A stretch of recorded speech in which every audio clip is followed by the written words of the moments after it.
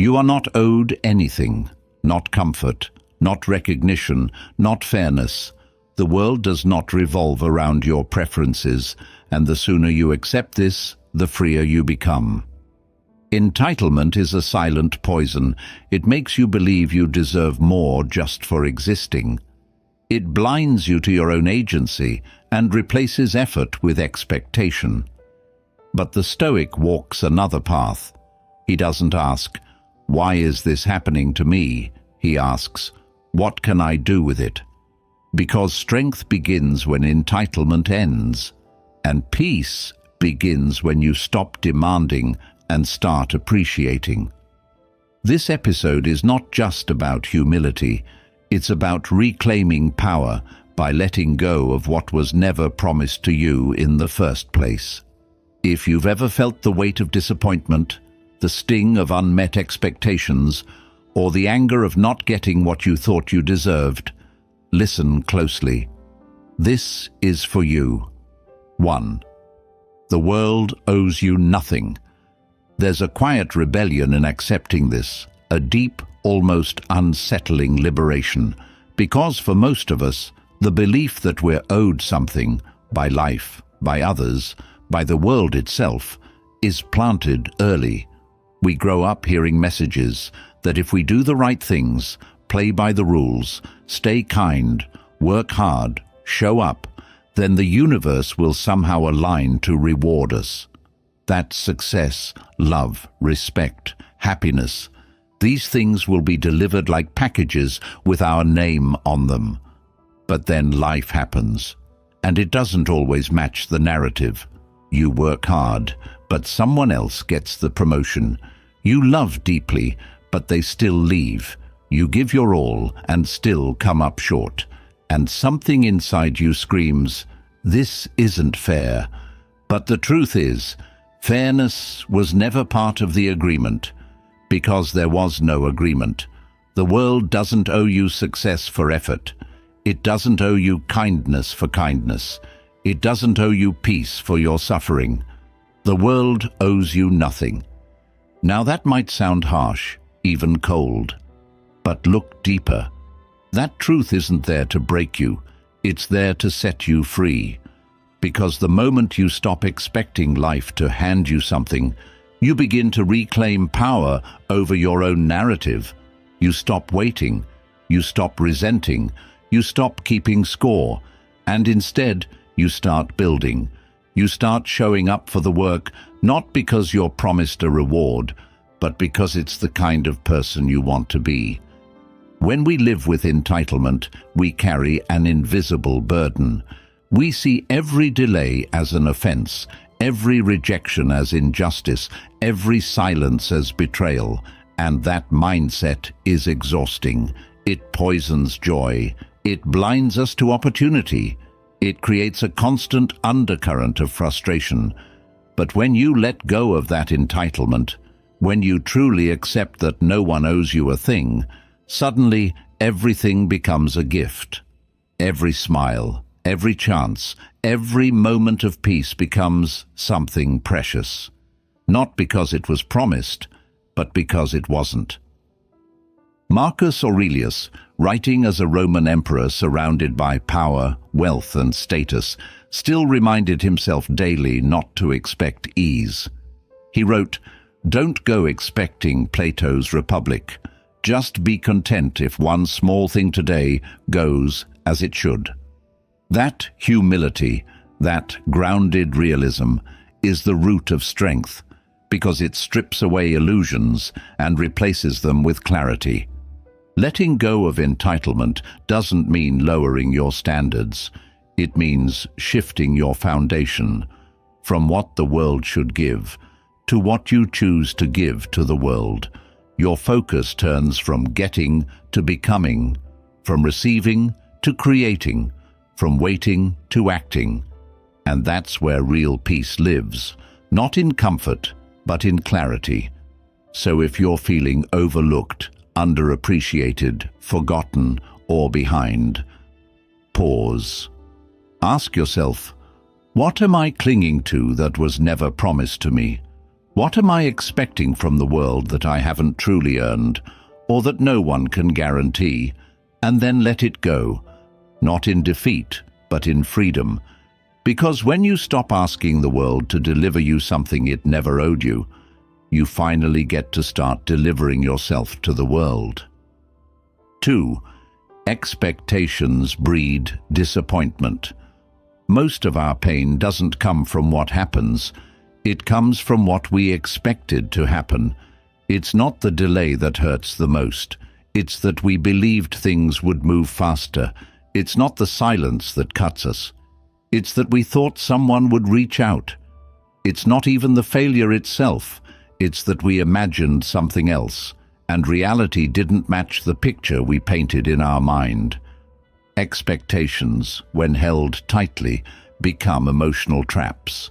They take the unpredictable nature of life and try to cage it into neat little outcomes.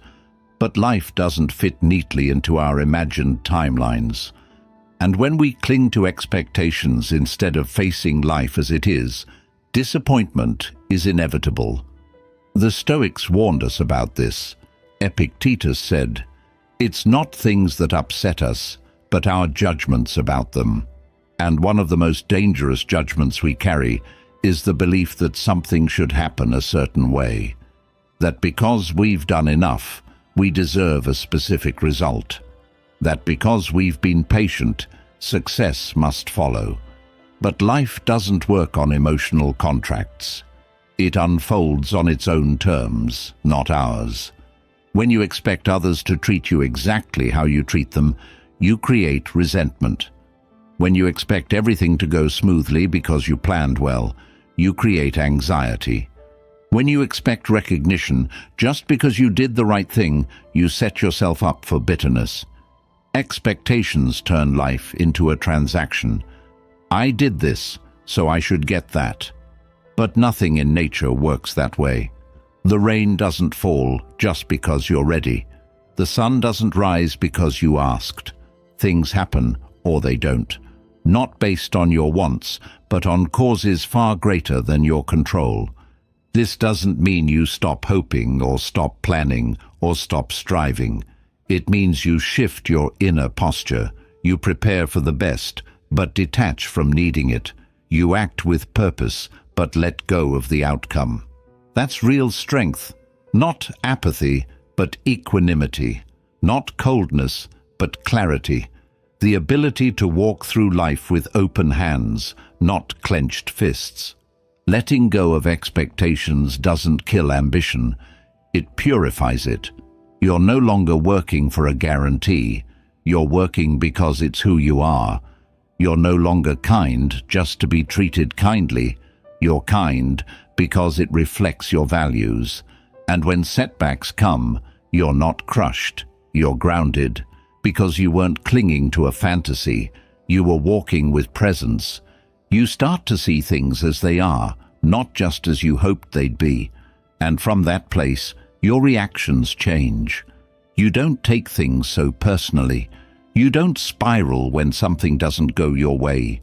You don't interpret every closed door as rejection. You see it as redirection. You become more peaceful, not because life got easier, but because your expectations stopped choking every experience before it could even unfold. So ask yourself, what am I demanding from life, from others, from myself? And what would happen if I let go of that demand? Would I suffer less? Would I move more freely? Would I discover something better than I imagined?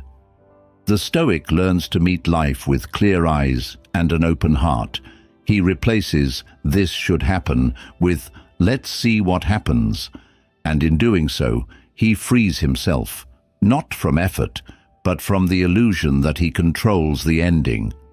That's where peace begins, not in forcing outcomes, but in flowing with them. 3. Focus on what you give, not what you get.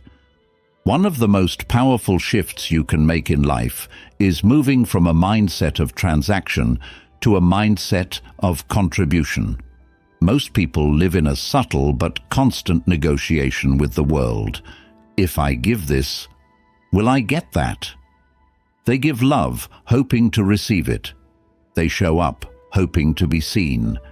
They help, hoping for appreciation. But this way of living is exhausting because the results are never guaranteed.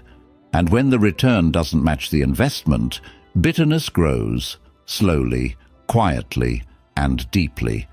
But the Stoic asks a different question.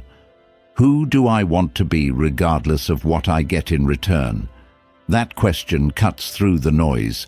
It puts the focus back where it belongs, not on the reaction, but on the action. Not on the outcome, but on the origin. Because when your actions are rooted in who you are, not what you want to receive, you become stable, clear, powerful. Giving without attachment doesn't mean you don't care. It means you care deeply, but from a place of strength, not need. It means you serve because it's meaningful, not because it's marketable. It means you speak the truth, not to be praised, but because silence would betray your character. You lead, you build, you love, not for applause, but because it reflects your principles. That is rare, that is hard, and that is exactly why it's liberating. Seneca wrote, "A good character, when established, does not wait for reward, because he understood. The reward is in the doing. The fulfillment is in the integrity of the act itself. A generous person feels full when they give, not empty when they're not thanked. A disciplined person feels strong in effort, not frustrated in delay. A wise person speaks not to be agreed with, but because silence would be dishonest." When you focus on what you get, you hand over your peace to things you can't control, reactions, outcomes, opinions. But when you focus on what you give, you regain your power. You become the source, not the seeker. And the paradox? Often when you stop chasing approval, it finds you. When you stop demanding love, you create space for real connection. When you give without condition, you receive in ways you never imagined. So reflect on this. Are you living in transaction or in contribution? Are you keeping quiet tabs? I did this, they owe me that. Are you adjusting your goodness based on what you're getting back? If so, pause, breathe. Remember, you are not here to trade your authenticity for attention. You are here to live your values, even when no one sees, even when it goes unrewarded. Because that's what builds inner strength. That's what builds peace. The Stoic doesn't calculate worth by what he receives. He builds it by what he gives, freely, fully, and without expectation. And in that giving, he discovers the one reward no one can take from him, the power to live aligned with his highest self. 4. Entitlement is the enemy of peace. Peace begins where entitlement ends.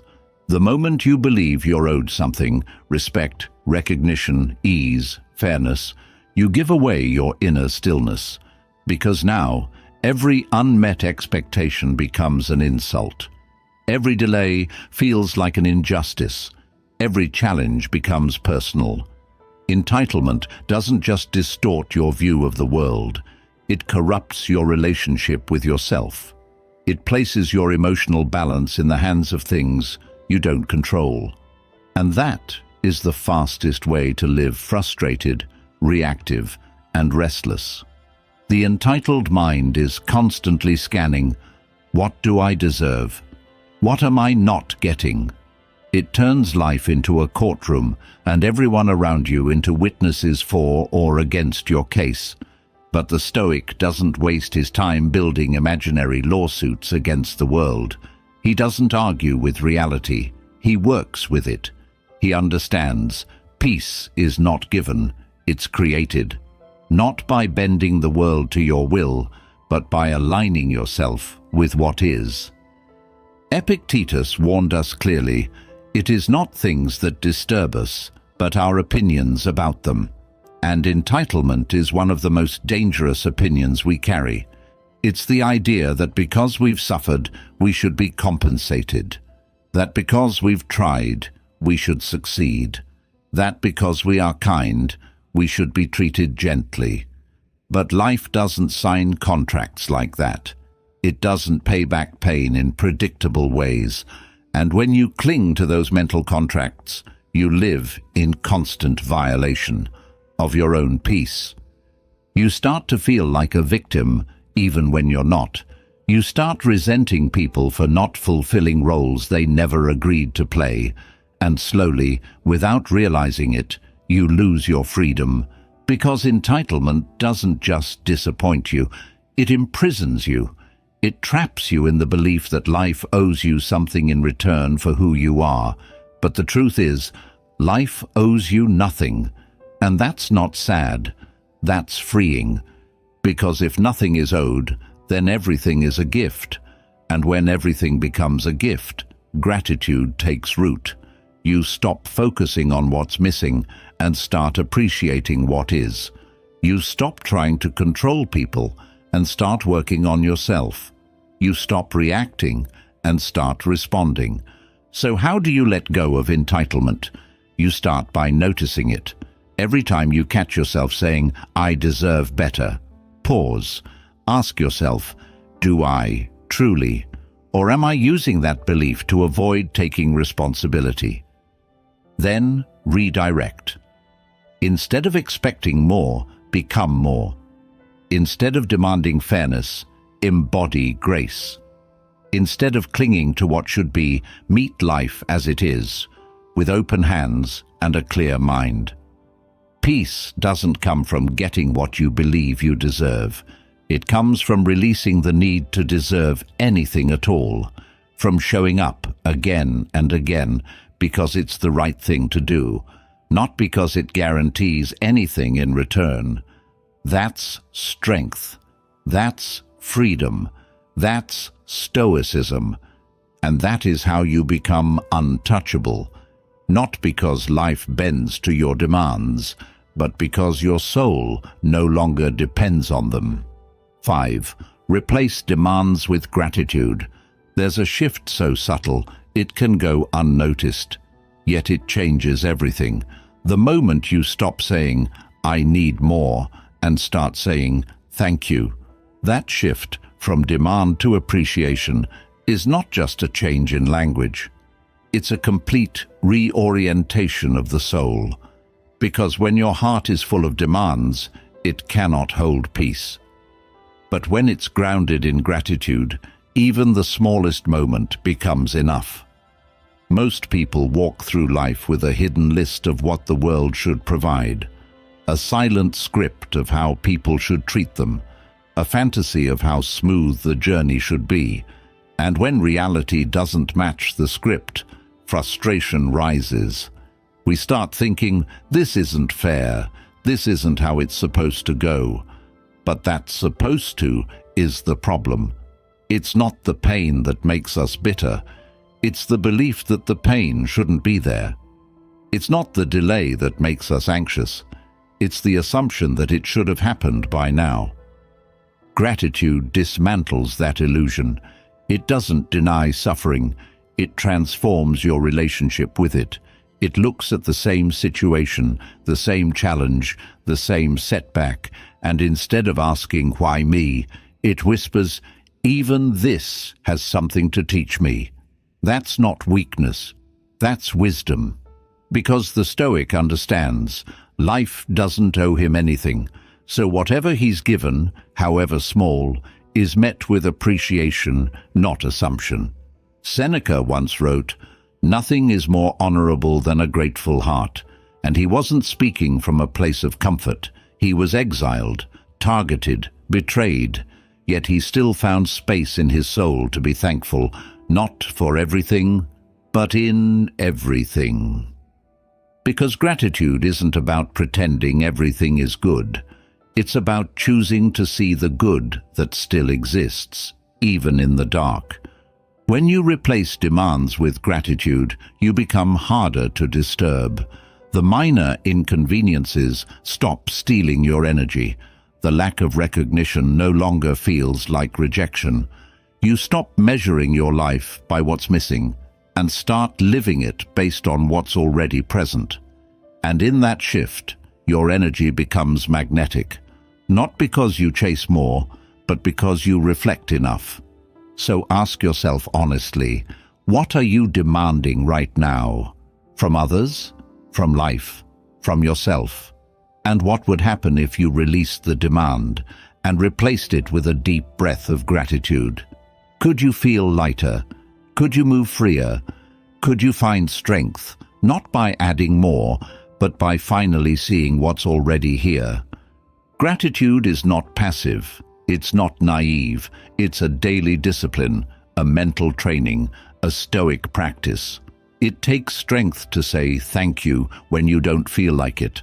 But that's where real peace is found.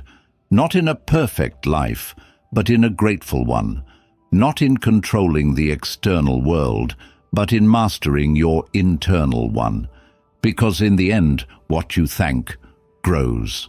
What you demand often shrinks.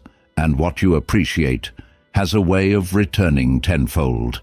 Not always in form, but always in meaning. 6. Earn respect, don't expect it. Respect is not a right you're born with. It's a reflection of how you carry yourself. And one of the greatest sources of quiet suffering comes from expecting people to treat you a certain way simply because of who you think you are. You expect them to see your intentions, to acknowledge your struggles, to understand your depth, to match your energy. And when they don't, something inside you tightens. You feel unseen, dismissed, maybe even betrayed. But the Stoic doesn't waste energy demanding respect. He earns it in silence, through action, through unwavering character. In a world that chases validation, entitlement says, "You owe me," but dignity says, "I'll show you." The difference is profound. Entitlement waits to be recognized. Dignity moves whether or not anyone's watching. And it's often the most grounded, humble people who command the deepest respect, not because they asked for it, but because they lived in a way that made it impossible to ignore. Marcus Aurelius wrote, "Waste no more time arguing what a good man should be. Be one." That's the heart of Stoicism. Don't argue, don't beg, don't demand. Embody. Be so disciplined, so consistent, so rooted in principle, that respect becomes a natural consequence of your presence, not a condition of it. But this requires patience. Respect isn't immediate. It builds slowly, often invisibly. You might do the right thing for years without applause. You might walk with integrity and be overlooked. But remember, true respect isn't loud. It's not viral. It's not always visible. It's the quiet trust people feel when your actions match your words. It's the calm confidence you project when your inner life is stable. It's the credibility that follows you, not because you chased it, but because you lived it. And if someone doesn't respect you, ask yourself, have I truly given them a reason to? Have I shown up consistently, acted with grace under pressure, spoken with clarity, not arrogance? If the answer is yes, let their lack of respect be their burden, not yours. But if the answer is no, use it as a mirror, not a wound. Step back, reflect, strengthen. This doesn't mean you shrink yourself. It means you stop performing for approval. You don't wear your values like a costume. You make them your second skin. You earn trust through repetition, through presence, through restraint. Because anyone can demand respect for a moment, but only character can sustain it. So stop expecting applause for doing what's right. Stop assuming your good intentions should be enough. And most importantly, stop taking disrespect personally. Sometimes people simply don't see clearly. Sometimes their lack of respect is about their own insecurity, and sometimes they're just not paying attention. But that doesn't change your path. You keep walking it, with calm, with consistency, with quiet strength, because the person who earns respect is the one who doesn't chase it. 7. Choose humility over assumption. There's a dangerous comfort in assumption. The mind likes to fill in gaps, to believe it knows what others think, what's coming next, what we deserve. Assumptions feel like control, but in reality, they're shortcuts, lazy substitutes for awareness. And one of the most corrosive assumptions we carry is that we already know enough, that we've seen enough, that we are right simply because we've thought about it long enough. This mindset closes the door to learning. It shuts out growth. And it blocks the very humility that Stoicism teaches us to seek. True humility is not weakness. It is clarity. It's the courage to say, I might be wrong. It's the strength to ask, what am I not seeing? It's the grace to accept that your perspective is incomplete, that even your deepest beliefs might be flawed. In a world that rewards loud opinions and fast conclusions, humility is radical.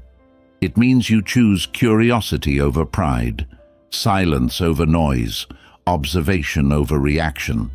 The Stoics warned against arrogance, not just the loud, boastful kind, but the quiet, internal form that whispers, I already know. That voice convinces you to stop listening, to dismiss new ideas, to write people off before they finish speaking. And the tragedy is, every time you assume you know everything, you rob yourself of something more valuable, the chance to grow. Seneca once said, the first step toward wisdom is the recognition of one's own ignorance. That's not a passive thought, it's a challenge. It asks you to approach each moment with openness, to admit you don't control all outcomes, to stop assuming people should understand you, agree with you, or treat you a certain way, because all of that is rooted in ego, not awareness. Assumption says, I know how this will go. Humility says, let me find out. Assumption says, they should act differently. Humility says, maybe I don't see the full picture. One path hardens you, the other softens you, and in that softening, you become stronger because now you can adapt, you can learn, you can improve. So ask yourself, where have I made assumptions lately about people, about outcomes, about myself? Have you written someone off without hearing their full story? Have you dismissed advice because it challenged your beliefs? Have you let pride close the door that humility would have opened? Humility isn't about thinking less of yourself. It's about thinking more clearly. It's choosing reality over ego. It's standing on the firm ground of, I don't know yet, and building from there. And in that space, real wisdom takes root. Real understanding grows. Real connection forms. The Stoic doesn't assume clarity. He seeks it. He doesn't cling to status. He lets action speak. And he doesn't let his pride cost him peace. He replaces it with humility, not to shrink, but to see, not to submit, but to evolve. In every situation, you have a choice. Inflate yourself with assumptions or anchor yourself with humility. One feeds your ego, the other feeds your soul. 8. Nothing is guaranteed. Appreciate everything. Most of what we complain about are things we assumed we'd always have. Our health, our energy, our freedom, our loved ones, even time itself. But the truth, often ignored until it's too late, is this: nothing is guaranteed. Not tomorrow, not the next breath, not the people sitting across from you. Life doesn't come with renewals or warranties, And if you live as though everything is permanent, you'll take it all for granted until it's gone. The Stoics didn't say this to frighten us. They said it to wake us up, to shake us out of the trance of assumption, because when you treat what's uncertain as if it were guaranteed, you fall asleep at the wheel of your own life. You rush through moments, waiting for something better. You speak harshly, assuming there'll be time to apologize later. You postpone joy, assuming it'll be more convenient tomorrow. But what if there's no tomorrow? What if this version of today is the last time it looks this way? Epictetus reminded us, you are a soul carrying around a corpse, a blunt, uncomfortable reminder that the body is temporary. The people you love are temporary. This very breath is on loan. And so, the wise person doesn't panic about this truth. He honors it. He doesn't waste time asking why things are fleeting. He simply uses what he's been given with full attention. Appreciation is not an emotion, it's a decision. It's a way of looking at the world that says, I don't own any of this. I'm just lucky to hold it for a while. And that shift, when internalized, transforms even the most ordinary things. A conversation becomes sacred. A walk becomes a gift. A quiet moment becomes a miracle. Most people look for reasons to be grateful when things go well, when they feel good, when they win. But the Stoic creates reasons. He doesn't need perfection to feel appreciation. He doesn't wait for life to be easy before he says, thank you. He says it anyway, because even struggle contains something precious, awareness, perspective, a reminder. So take inventory quietly. What are you assuming will always be there? The person you didn't call back, the morning you rushed through, the breath you're taking now. What if none of it was guaranteed? What if, instead of demanding more, you paused and fully appreciated what's already here? There is freedom in this kind of gratitude, not because you're clinging to what's fragile, but because you're no longer asleep to its value. You're no longer sleepwalking through your days, numb to the blessings hidden in the noise. You're awake, and to be awake in a world of distraction is power. The Stoic doesn't fear impermanence. He welcomes it, because impermanence sharpens awareness. It makes everything more vivid, more urgent, more alive. And that's what makes appreciation so powerful. It anchors you in the now, without begging the now to last forever. So remember this, when nothing is promised, everything is a gift. And once you stop expecting life to deliver what it never guaranteed, you become grateful for what it already gave you. 9. Let effort replace entitlement. There's a silent belief that creeps into the mind unnoticed. If I try hard enough, things should work out. If I'm kind, people should be kind back. If I show up, I should be rewarded. But life isn't a vending machine where effort automatically equals reward. It's more like a field. Your job is to plant, to water, to protect. Whether the harvest comes quickly, late, or never, isn't fully up to you. The Stoic accepts this, and that acceptance frees him. He doesn't act to guarantee a result. He acts because it's the right thing to do. He replaces entitlement with effort, not because he's given up, but because he's finally focused on what he can control. The entitled person thinks, I showed up, so I deserve success. But the wise person thinks, I showed up, and that was success. There's a big difference. One waits for external validation to feel worthy. The other finds fulfillment in the act itself. The Stoic learns to respect effort for what it is, a reflection of discipline, not a transaction with the universe. Marcus Aurelius once asked, "Is your task hard? Do not think it impossible." That sentence carries a quiet rebellion, a challenge to all the voices inside you that say, "This is too much. I've done enough. I deserve a break." The Stoic doesn't deny those feelings. He simply doesn't let them lead. Because once you expect a reward for every step, disappointment becomes your shadow. But when you simply walk, step by step, with clear intention and no demand, you become free from outcomes. That doesn't mean you stop dreaming or setting goals. It means you stop demanding that life cooperate with your timeline. You stop measuring your worth by results. You stop thinking that hardship is proof of failure. Instead, you lean in, you work quietly, you stay consistent.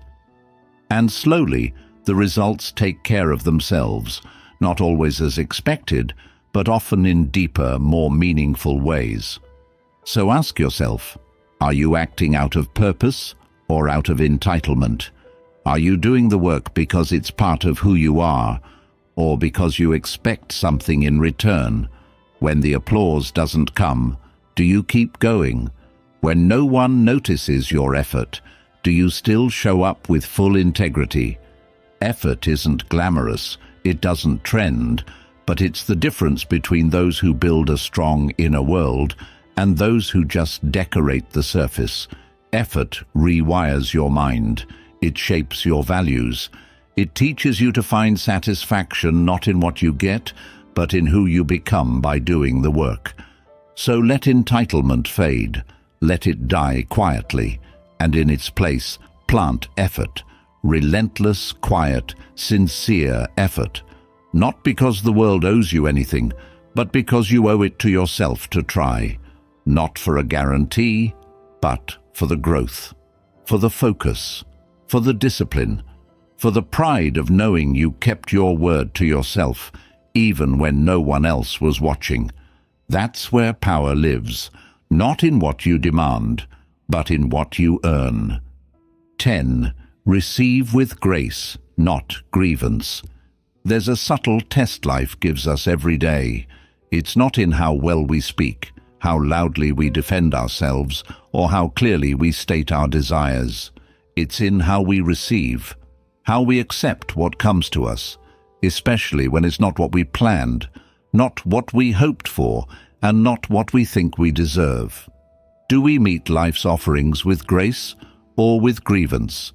The entitled mind asks, "Why didn't I get more?" The disciplined soul says, "Thank you for this too." There's power in that, a quiet resilience. Because receiving with grace doesn't mean you settle or stop growing. It means you stop poisoning the present with constant dissatisfaction. It means you know how to accept a gift, whether it's a success, a setback, a compliment, or a correction, without twisting it into resentment or self-pity.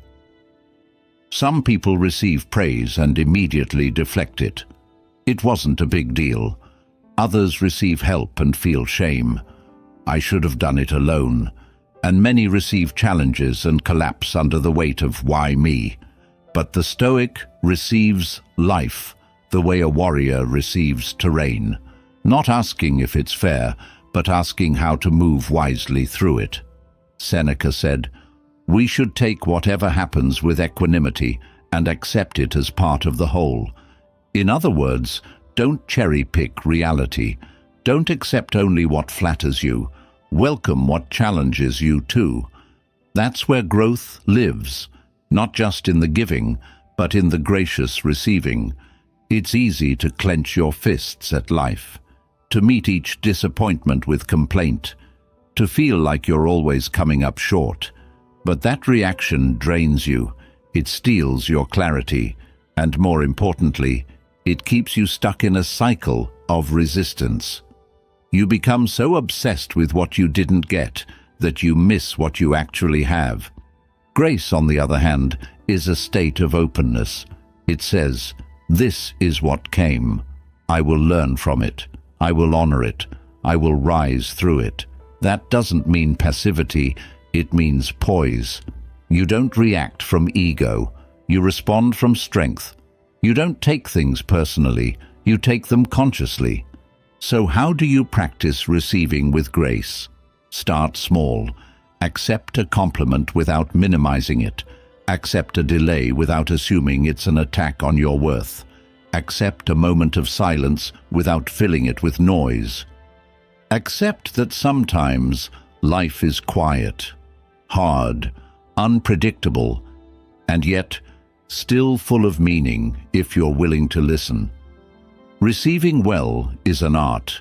It's a kind of emotional posture, and like any posture, it can be trained. Stand still in discomfort. Let gratitude rise in the middle of lack. Let humility open your hands when your ego wants to close them. Because the truth is, life doesn't owe you more than this moment. And what you do with it, how you carry it, how you receive it, will define not just your path, but your character. Grievance makes you bitter. Grace makes you wise. Choose carefully. Entitlement is subtle. It hides beneath your goals, disguises itself as confidence, and whispers that you've done enough to deserve more. But when you live in that mindset, when you walk through the world expecting, demanding, assuming, you suffer. You lose your grip on peace because everything feels like a transaction that never fully pays off. And the truth is, life doesn't owe you anything. Not comfort, not applause, not fairness. But that's not a reason to despair. It's an invitation to rise. When you let go of entitlement, you reclaim your focus. You stop waiting for the world to deliver what you've already been carrying inside you all along. Strength, clarity, discipline, peace. You stop comparing your journey to others, and you begin to measure progress not by applause, but by alignment. You show up because it matters. You give because it's who you are. You act not out of bitterness or expectation, but out of integrity. This is what it means to live with grace, to replace assumptions with humility, to let effort lead the way, to stop asking for guarantees and start offering presence. And when things do come your way, praise, opportunity, joy, you receive them without clinging, without demanding more, because the person who lets go of what they thought they were owed is finally free to see what life has been offering them all along. So, don't chase respect, embody it. Don't demand peace, practice it. Don't expect the world to understand your value. Be so aligned with it that nothing can shake you. That's the Stoic way. If this episode spoke to you, don't just listen, live it. And if you found value in this, share it with someone who might need to hear these words today. Not because they're owed anything, but because they, like you, are ready to grow without waiting for permission.